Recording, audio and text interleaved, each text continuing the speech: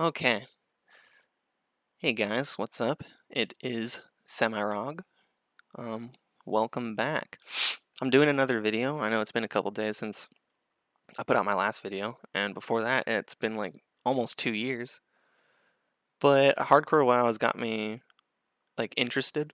I've been really enjoying Hardcore WoW, and the official Hardcore Ruleset just came out, and I wanted to talk about it a little bit and give my thoughts. And I think this will be a juicer.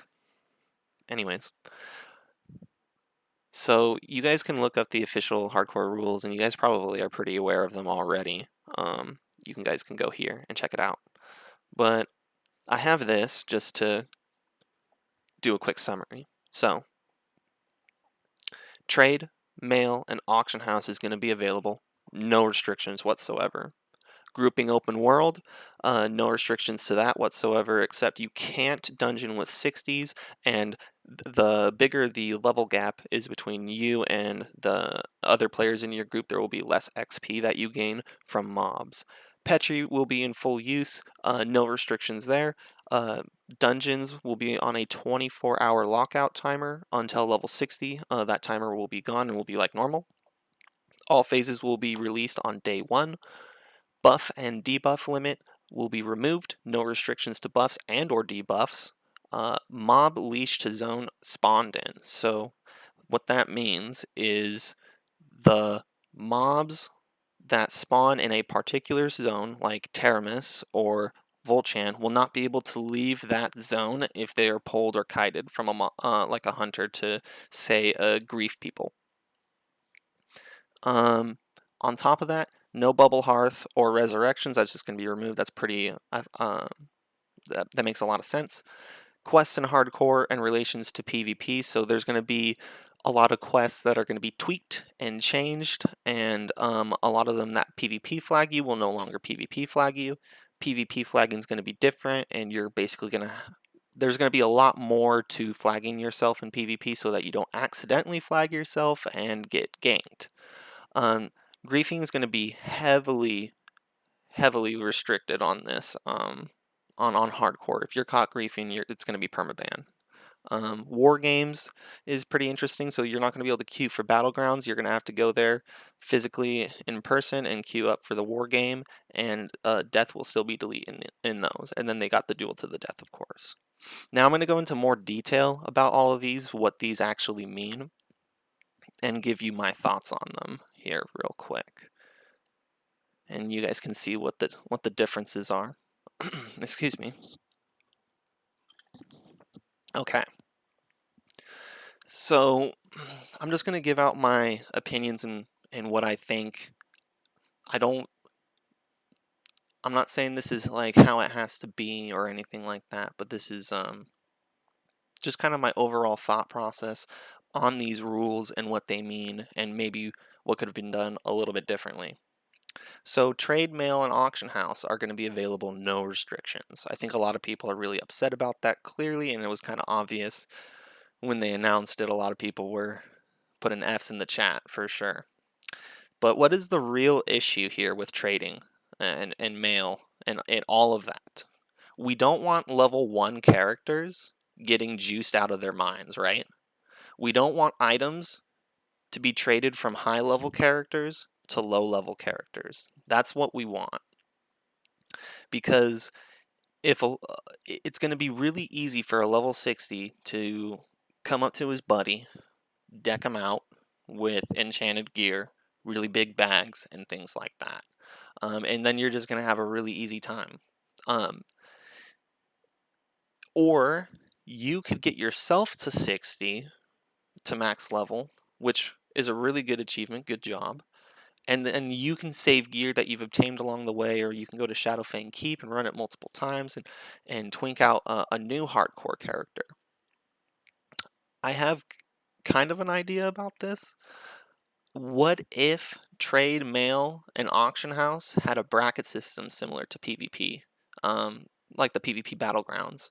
Like only levels 1 to 9 can trade, 10 to 19, 50 to 59, and then only 60s can trade with each other. The reason why I suggest this is because then you don't have high levels trading downwards. You essentially don't want a system where people are trading downward, and by downward I mean a high level trades to a person lower level than them. Now I know with this system, say a level 9 can still trade with a level 1, but a level 9 might say have 8 slot bags to give, maybe some heavy linen bandages, maybe some things that have enchants on them, like 5 health enchant, like I think that would do a lot less harm than say like a level 1 getting, heavy rune cloth bandages. So with that, you're still going to see people that get stuff at level 1 and that they have things to trade, because I think Blizzard's not just going to disable trading. They're not going to just do that. So there's going to be trading.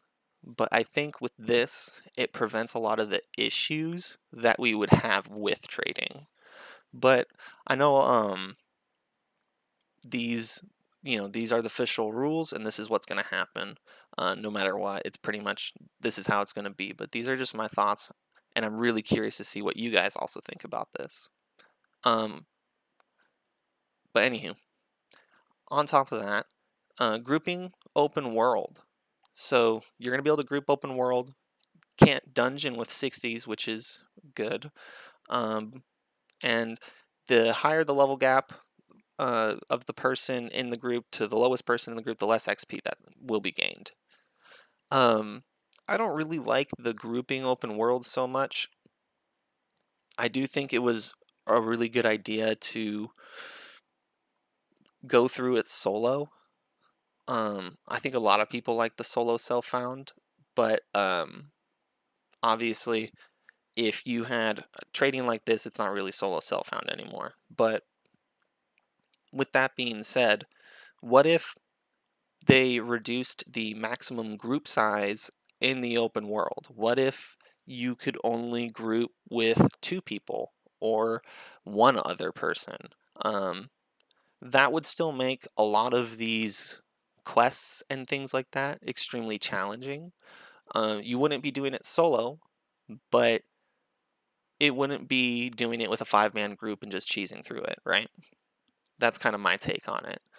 But there's some other ideas there here too. What if groups could only be made in specific areas? Like, what if groups can only be made at dungeon meeting stones or in subzones that contain like elite mobs? What if you could only form a group in say like the dead mines, like at that meeting stone, and if like say you walk too far from it, like you're in Moonbrook killing those guys, like the group disables or something. But as long as like you're inside the dead mines, you can be in a full group.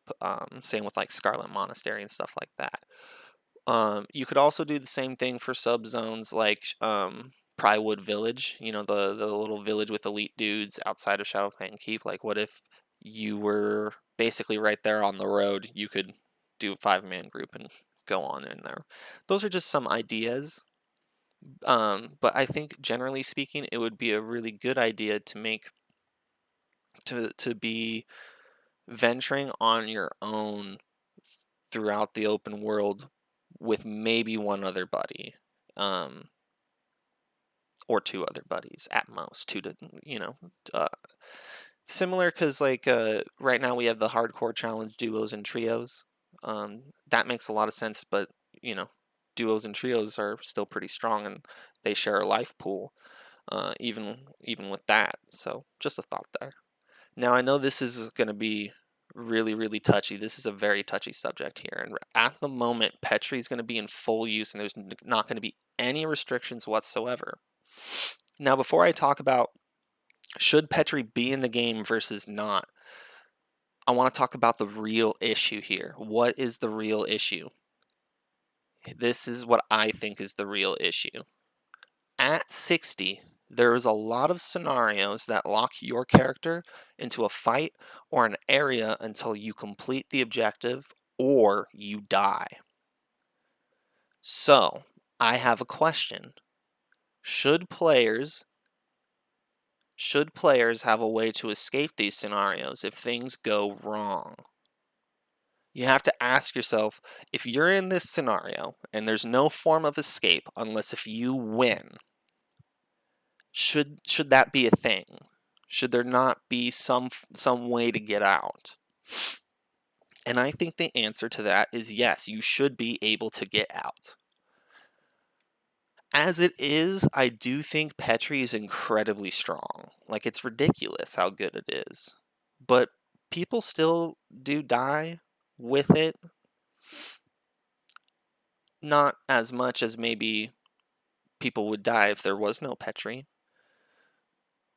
But I do think that if Blizzard were to remove Petri out of the game, we would need to put something else in the game that helps the player get out of these scenarios. Maybe not as effective as Petri, but I think at least in the hardcore scenario, if you're fighting Ragnaros and things start to go wrong,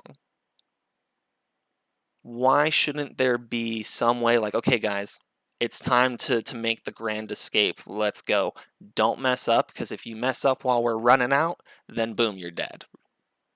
I think that would be a lot more interesting to see people try to make their grand escape, and then um, possibly some people fail here and there, and they die or get left behind, versus just like, oh, Billy messed up the mechanic. I guess we're all gonna die because they took Petri out of the game. So 40 people down the drain. Um, I do think it would be very interesting to see that happen at some point. Like, oh, that's the one guild that everyone accidentally died because there were, something dumb happened. But I don't think that's just how the game should be. I don't think, oh, they messed up, the whole guild is gone. There should be a form of escape. I really do think that. But anywho, Petri's gonna be in the game, and that's just gonna be that's just how it's gonna be. Anywho, dungeons will be on a 24-hour lockout timer until level 60. They will not be on a lockout timer anymore, or they will be like normal. Um, I actually do kind of like this. Originally, I thought Blizzard was going to do like a 1 week, where you can only do a dungeon a week, because then, like, I could. Some people are kind of slow. I'm a little slow myself going through the grind, and I could definitely see like, oh, I just did Scarlet Armory and Cathedral yesterday, and I'm a level higher today. I'm gonna go do that again because I didn't get my Scarlet leggings from Herod, and I didn't get the shield from Cathedral. So you know, um, I don't like think that's horrible. I definitely think it's a lot better than spamming, because I think people definitely should be out in the open world grinding, and this is really good to help with that for sure. And I'm not upset about it not being 1 week. I just kind of thought they would do that, but this is good. All phases released on day one. Oh boy. So I'm kind of conflicted on this, because this could be, good or bad. Generally speaking, I think this is not the play. Um, what are like the major differences between having everything versus nothing out? Well, so ZG, AQ20, AQ40, NAX, PWL, all those places are going to be out at launch. And if you're a fresh 60 and ZG is out and AQ20 is out, you will be going there.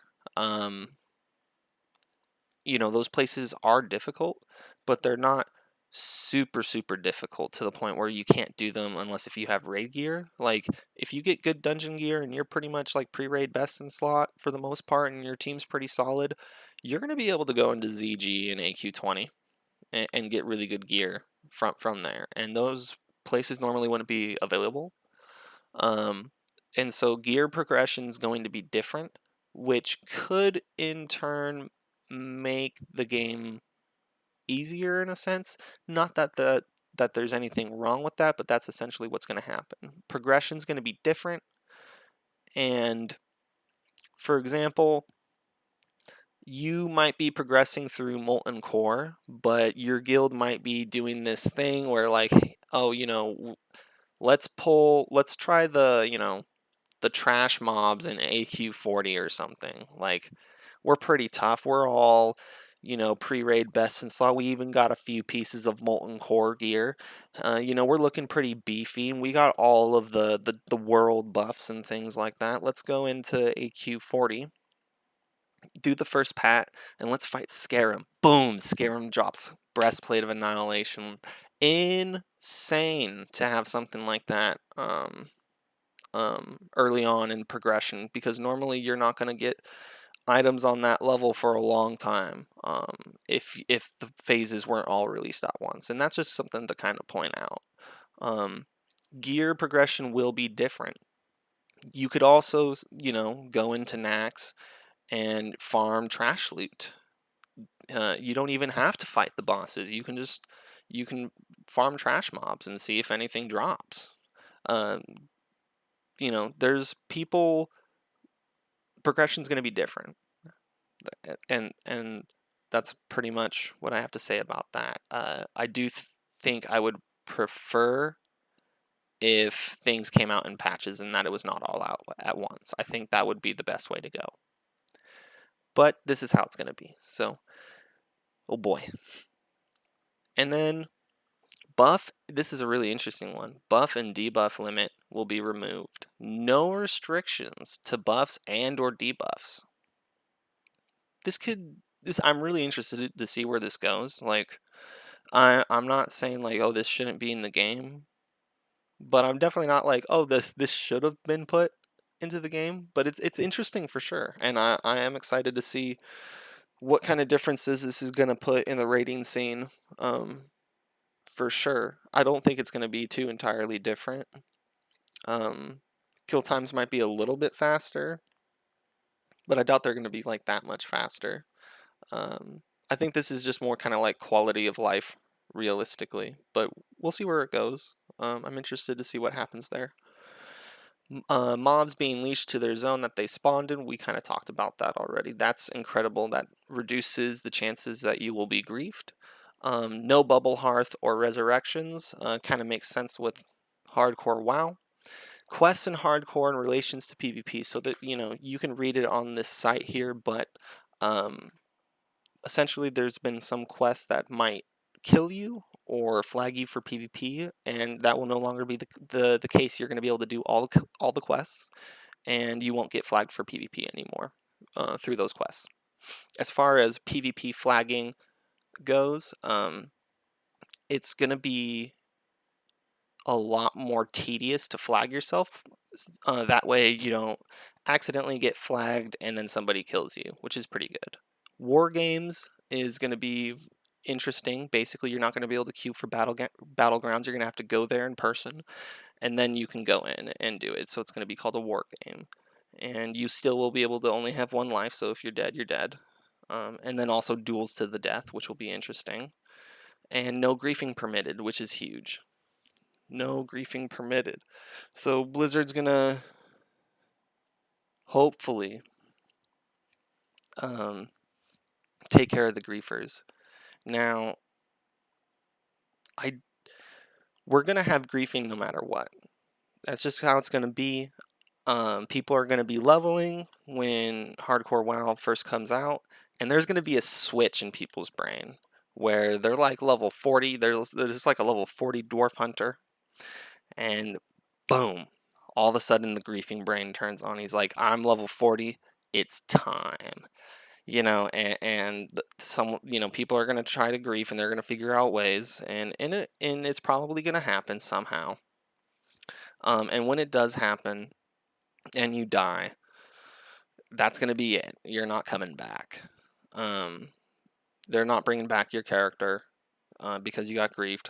Hopefully you report that guy and he gets permabanned, but I do think with all of the this red tape for griefing, the fact that you're going to get permabanned, the fact that now they're going to have to be hardcore as well and level up as well, um, these restrictions to flagging yourself and accidentally being flagged, this is going to make it a lot harder to be griefed, and this is really, really good. But still be on the lookout because this is still going to happen, and just be careful.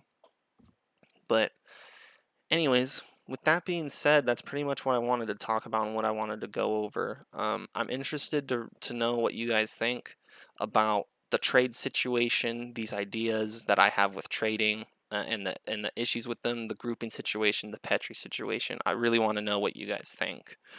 Um, this is how it's pretty much going to be, and there's probably going to be little to no change to what this is going to this rule set right here. But that doesn't mean that in the future we won't get other hardcore servers that maybe have slightly different rules at some point.